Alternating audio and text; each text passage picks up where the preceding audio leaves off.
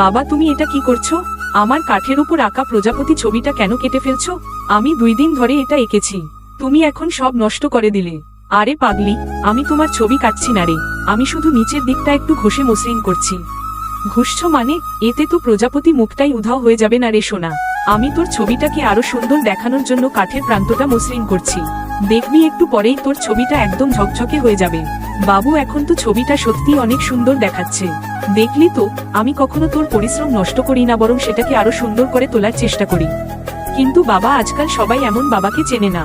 যারা পরিশ্রম করে তাদের তো কেউ সাপোর্টই করে না। না রে, এই ভিডিও যারা দেখছে তারা কিন্তু সাপোর্ট করে। ওরা জানে ভালোবাসা আর পরিশ্রম একসাথে থাকলে অসম্ভব কিছুই নেই। তাই হে বাচ্চারা, ভিডিওটা ভালো লেগে থাকলে একটা লাইক আর চ্যানেলটা সাবস্ক্রাইব করে দেখাও তোমাদের আসল পাওয়ার। ওয়াও বাবা, দেখো সবাই লাইক আর সাবস্ক্রাইব করছে, তাহলে কমেন্টে তোমার নাম আর গ্রামের নাম লিখে দিও যাতে আমরা জানতে পারি কে কে আমাদের মতো পরিশ্রম মানুষের পাশে আছে।